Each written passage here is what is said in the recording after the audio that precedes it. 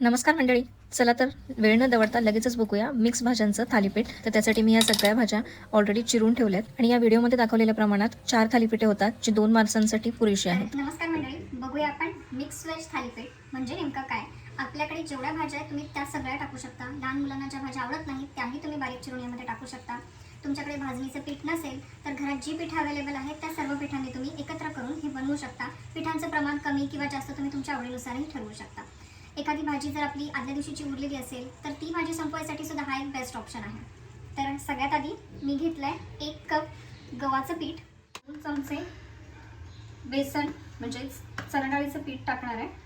तुमच्याकडे जी पीठ अवेलेबल असेल तुम्ही ती सगळी मिक्स करू शकता. माझ्याकडे सध्या 2च आहेत. तुम्ही यामध्ये ज्वारीचं, बाजरीचं, नाचणीचं, तांदळाचं जी पीठं हवी ती सगळी पीठं ह्याच्यामध्ये टाकू शकता.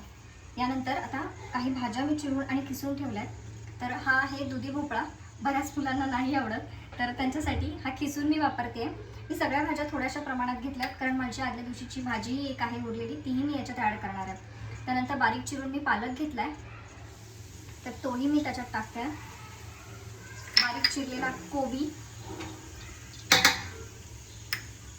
खिसून घेतलेला फ्लॉवरची भाजी आहे ही, बारीक चिरलेला टोमॅटो, कांदा. कांदा ऑप्शनल आहे, तुम्हाला नसेल आवडत नाही टाकला तरी चालेल. बारीक चिरलेली कोथिंबीर.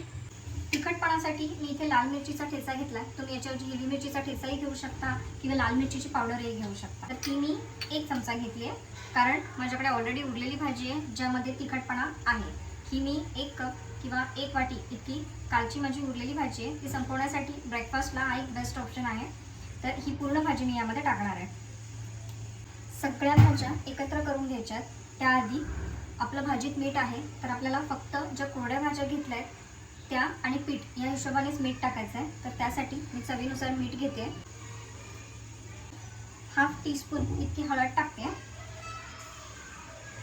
तिखट मला मिरचीचा ठेचा आणि थोडीशी लाल मिरची पावडरही टाकते. 1/2 टीस्पून मी घेतली आहे. धना जिऱ्याची पावडर 1 टीस्पून घेते. अर्धा टीस्पून कांदा लसूण मसाला, 1/2 टीस्पून ओवा मी क्रश करून टाकते. अर्धा चमचा तीळ मी टाकते. हे ऑप्शनल आहेत पण टाकल्यास उत्तम. तीळ असेही आपल्या जेवणात फारसे येत नाहीत, तर असे अधूनमधून थोड्या कमी अधिक प्रमाणात वापरण्यासाठी तीळ तुम्ही नक्की टाका. तर तुम्हाला मी दाखवते कसा कलरफुल एक रांगोळीचा आकार दिसावा असं हे दिसतंय. तर तुम्ही पाहू शकता मी खूप साऱ्या भाज्या घातल्यात. तर आता मी या सर्वाचा एक पातळ असा गोळा बनवून घेणार आहे. आपली कोणतीही अगदी कोणतीही उरलेली भाजी असेल ना तर ती आपण यामध्ये टाकू शकतो. तर थोडं थोडं पाणी टाकून आपल्याला हे पीठ भिजवून घ्यायचं आहे. तर हे बघू शकता तुम्ही पातळ असं पीठ मळून घेतलं आहे मी. आता मी एक तवा गरम करायला ठेवला आहे. त्यावरती डायरेक्ट थालीपीठ थापून दाखवते तुम्हाला. तुम्हाला तसं नाही जमलं तर रुमालावर कसं थापायचे तेही मी तुम्हाला दाखवते. तर थालीपीठ थापायचं आहे तव्यावर, त्यासाठी मी थोडंसं तेल पसरून घेते. आता एका वाटीत पाणी घेतलं आहे ज्यामध्ये आपला हात आपण ओला करून घ्यायचा आहे आणि नंतर हे पीठ आपण हाताने जेवढं आपल्याला थालीपीठ थापायचं आहे त्या हिशोबाने गोळा घ्यायचा आहे. पाण्यामुळे हे चिटकत नाही आपल्या हाताला. तर हे बघा मी आता एक गोळा घेतला आहे, हा मी डायरेक्ट तव्यावरती ठेवला आहे. पाण्याचा हात घेऊन मी हे थापून घेते. थापताना आपली गॅसची फ्लेम ही कमीच असावी जेणेकरून आपल्याला थापताना गरम चटका लागू नये. जितकं शक्य होईल तितकं आपल्याला पातळ हे थालीपीठ थापायचं आहे. तर हे पहा मी अगदी पातळ असं थापायचा प्रयत्न केला आहे. आता त्याला आपण असे फुल पाडूया. आपण गॅसची फ्लेम मीडियम घेणार आहोत. याला 2 ते 3 मिनिट असंच झाकून छान एक बाजूने शिजवून घ्यायचं आहे. तर आता बघूया दुसऱ्या बाजूने सुद्धा आपलं थालीपीठ छान खमंग भाजलं गेलं आहे. आपण हाताने जे थालीपीठ थापतो त्याच्यामुळे असे उभय निशाण येतात त्यावरती, तर ते सुद्धा भाजल्यावर मी खूप छान दिसतात. तर आता आपलं थालीपीठ छान खमंग भाजून झालं आहे. आपण ते बाजूला काढून घेऊया. सर्व करण्यासाठी तयार आहे.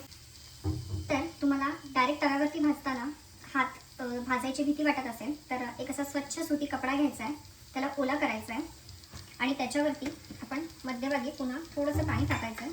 पाणी टाकल्यामुळे ते थालीपीठ थापल्यानंतर लगेचच वेगळं व्हायला मदत होते. तर यानंतर पुन्हा मी हात ओला करून पिठाचा एक गोळा घेते.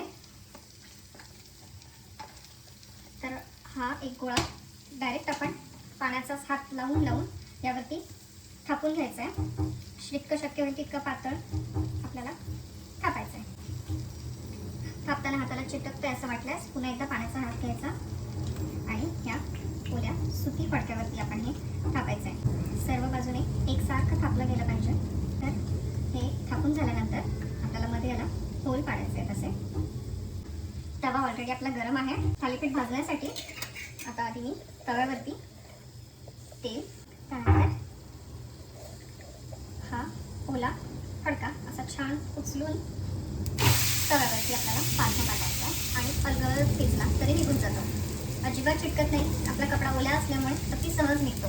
तर त्यानंतर आपल्याला पुन्हा एकदा झाकण ठेवायचं आहे आणि 2 ते 3 मिनटं एका बाजूने छान भाजून घ्यायचं आहे. पलटल्यानंतर पुन्हा एकदा सगळ्या बाजूने तेल सोडायचं आहे. सगळ्या होलमध्ये आपल्याला 1-1, 2-2 थेंब तेल सोडायचं आहे, जेणेकरून हे लवकर भाजलं जाईल. तर दुसऱ्या बाजूने पलटल्यानंतर तेल सोडायचं आणि पुन्हा एकदा 2 ते 3 मिनिट भाजण्यासाठी झाकून ठेवायचं. तर तयार आहे आपलं छान खमंग असं भाजलेलं थालीपीठ. तर थालीपीठ सर्व करण्यासाठी मी लाल मिरचीचा ठेचा घेतला आहे, दही घेतलं आहे, कैरीचं लोणचं घेतलं आहे. तुम्ही या व्यतिरिक्त दही तडका घेऊ शकता. तुम्हाला शेंगदाण्याची चटणी आवडत असेल तर तीही तुम्ही यासोबत घेऊ शकता. तर कसं वाटलं खमंग थालीपीठ जे मिक्स भाज्यांचं केलं आहे किंवा उरलेल्या भाजीपासून केलं आहे, घरात अवेलेबल असलेल्या पिठांपासून केलं आहे. संपूर्ण व्हिडिओ पाहिल्याबद्दल धन्यवाद.